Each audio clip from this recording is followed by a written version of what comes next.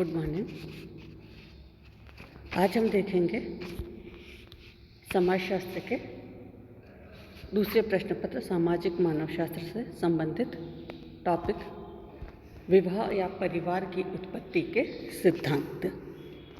इस बात को हमेशा ध्यान में रखिए बच्चों कि आपसे अगर एग्जाम में विवाह की उत्पत्ति के सिद्धांतों के बारे में पूछा जाए, चाहे परिवार की उत्पत्ति के सिद्धांतों के बारे में पूछा जाए, सिद्धांत वे ही हैं, क्योंकि परिवार का स्वरूप विवाह के स्वरूप के ऊपर निर्भर करेगा। जैसे जैसे विवाह का स्वरूप परिवर्तित होगा, परिवार का स्वरूप अपने आप परिवर्तित हो जाएगा।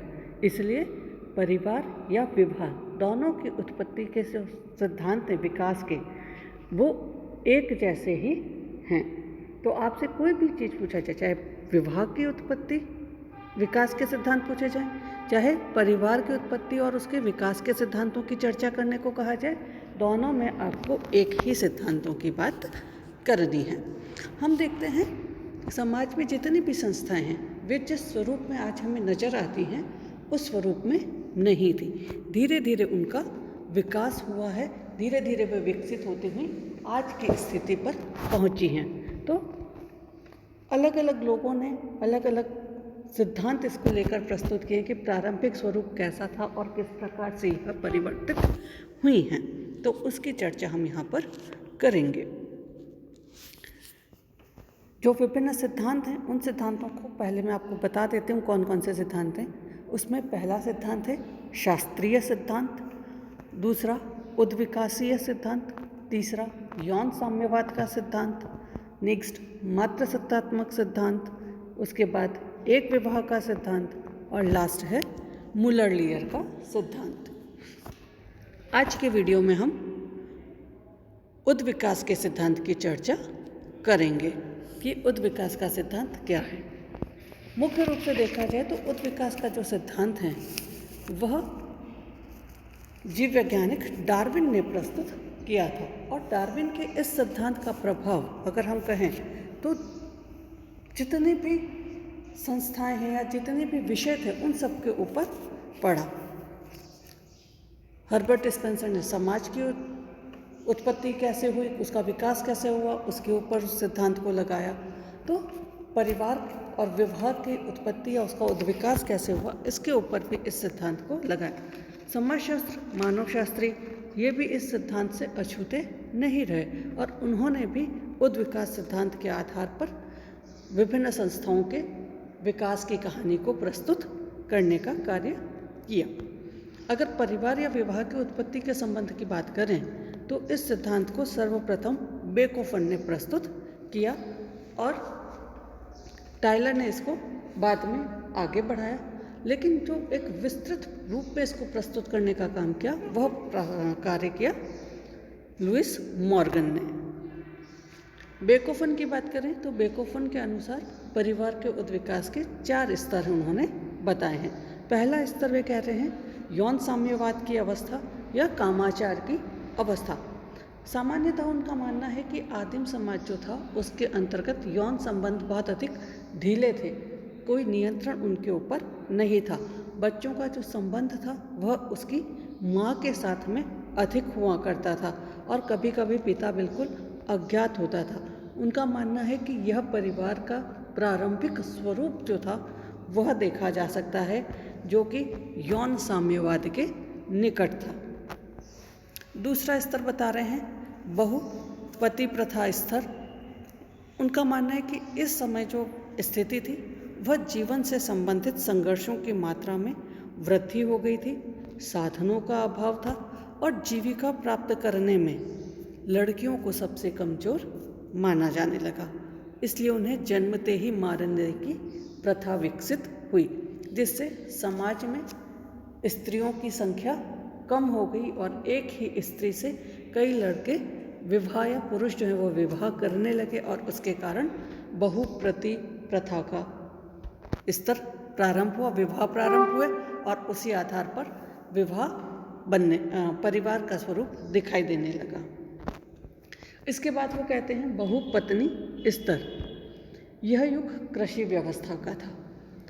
इस समय खाद्यान्न की सुविधा मिल गई और इस कारण जीविकोपार्जन जो था वह सरल हो गया। स्त्रियां कृषि के अंतर्गत मदद करने लगी और उन्हें जन्मते ही मारने की जो प्रथा थी उसमें कमी आई। पुरुष इस समय भोग विलासी हो गए और एक से अधिक स्त्रियां से विवाह करने लगे और इस आधार पर जो परिवार बना वह बहुपत्नी परिवार देखा जाता है। धीरे धीरे जब सभ्यता का विकास हुआ, समाज में नैतिक विचारों की उन्नति होने लगी, विभिन्न समाज सुधार आंदोलन हुए, स्त्रियों की स्वतंत्रता को लेकर के और उनकी स्थिति को लेकर के आंदोलन होने लगे और उनके अधिकारों में वृद्धि होने लगी, वे स्वयं जागरूक होने लगी, तो फिर विवाह के स्वरूप में परिवर्तन आया और एक समय में एक पुरुष एक स्त्री से विवाह कर परिवार की स्थापना या घर बसाने लगे, तो फिर एक विवाही परिवार का जन्म हुआ जिसे हम आज देखते हैं।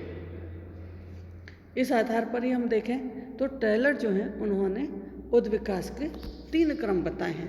पहला वो कहते हैं मातृसत्तात्मक परिवार थे, जो कि हम प्रारंभिक स्थिति में देख रहे हैं कि बच्चे का जो संबंध है वो अपनी माता के साथ में है, पिता कई बार अज्ञात है, तो उस समय मातृसत्तात्मक परिवार थे। व्यवस्थाओं में परिवर्तन हुआ तब मातृ और पितृसत्तात्मक परिवार हमको साथ में देखने को मिलते हैं। और तीसरा जो स्थिति है उन्होंने कहा वह पितृसत्तात्मक परिवार की है, जो आज हमें दिखाई देती है।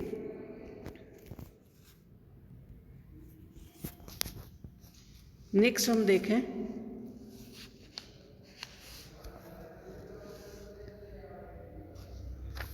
विवाह एवं परिवार के ऊपर उद्विकास के सिद्धांत को लेकर के मॉर्गन का जो सिद्धांत है वह सबसे अधिक विस्तृत माना जाता है।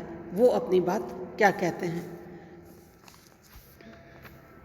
परिवार की उत्पत्ति के संबंध में मॉर्गन ने कहा कि समाज की प्रारंभिक अवस्था में परिवार और विवाह नाम की कोई संस्था नहीं थी। आरंभिक काल में यौन साम्यवाद की स्थिति थी। विवाह एवं परिवार का विकास इसके बाद के युग में प्रारंभ हुआ। मॉर्गन ने अपने विचारों की पुष्टि के लिए त्योहारों के अवसर पर स्वेच्छाचार, पत्नी विनिमय, अतिथि सत्कार के निमित्त पत्नी भेंट आदि तथ्यों का उल्लेख किया है। मॉर्गन की अगर हम बात करें तो उन्होंने परिवार के उद्विकास को 5 स्तरों में विभक्त किया है। पहला स्तर है समरक्त परिवार, या हम कहते हैं रक्त संबंधी परिवार। इस प्रकार के जो अवस्था थी परिवार में, यह पहला चरण उद्विकास का माना जाता है। इस अवस्था में यौन संबंधों के स्थापित नियमों का सर्वथा अभाव पाया गया। जो रक्त संबंधी थे अर्थात भाई बहन जो थे उनके बीच भी यौन संबंध देखे जा सकते हैं। मॉर्गन ने पॉलिनेशियन जो सोसाइटी है उसका उल्लेख किया है। उन्होंने कहा है कि वहाँ पर हम इस प्रकार के संबंधों को देख सकते हैं। वहाँ पर इतिहास के अंतर्गत हम देखें तो इस प्रकार के संबंध पाए जाते हैं। तो ऐसे परिवार को उन्होंने समरक्त परिवार कह करके संबोधित किया। दूसरा स्तर जो है वह समूह विवाह का स्तर था। यह चरण तब प्रारंभ हुआ जब प्रथम पद्धति अर्थात समरक्त विवाह को अनुचित माने जाने लगा। तब रक्त संबंधियों के विवाह के स्थान पर समूह विवाह का प्रचलन हुआ। इसके अंतर्गत लड़कियों का एक समूह लड़कों के एक समूह से विवाह कर लेता था और समूह के जितने भी सदस्य थे वे आपस में एक दूसरे के साथ में संबंध बनाने के लिए, यौन संबंध स्थापित करने के लिए स्वतंत्र हुआ करते थे। तो यह दूसरा स्तर उन्होंने बताया है। पुनर्वान परिवार को मॉर्गन ने इस चरण के अंतर्गत रखा है। तीसरा स्तर आ जाता है संदेशमय परिवार। इसके अंतर्गत जो समूह विवाह की व्यवस्था चली आ रही थी उस प्रथा को त्याग दिया गया, परंतु एक पुरुष एक स्त्री से विवाह करने लगा। लेकिन परिवार के सभी पुरुष सभी विवाहित स्त्रियों के साथ समान रूप से यौन संबंध स्थापित कर सकते थे। तो यह संदेशमय परिवार हम देखते हैं जो कि तृतीय स्वरूप के रूप में हमको दिखाई देता है। चौथा स्तर आया पितृसत्तात्मक परिवार। इस चरण में परिवार में पुरुष की श्रेष्ठता होती थी, वह एक से अधिक पत्नियां रख सकता था। पुरुष के अधिकार जो थे वह स्त्रियों की तुलना में अधिक हुआ करते थे। हर कार्य पुरुष की इच्छा से ही होता था। मध्य एवं दक्षिण एशिया के देशों में इस प्रकार के परिवारों की आज भी प्रधानता देखी जा सकती है। 5वां स्तर कहें एक विवाही परिवार। परिवार के उद्विकास का यह अंतिम स्तर है और आधुनिक स्तर है जहाँ पर एक विवाही परिवार को हम देखते हैं। इसके अंतर्गत एक पुरुष एक समय में एक स्त्री से विवाह करके परिवार की स्थापना करता है। सभ्यता और नैतिकता के विकास के कारण इस प्रकार के परिवार समाज में विकसित हुए हैं, जिन्हें हम आज देख रहे हैं। मॉर्गन कहते हैं कि एक विवाही परिवार भी समाज की अंतिम स्थिति नहीं है। इस किस्म के परिवारों में भी परिवर्तन की संभावना हमेशा बनी रहेगी।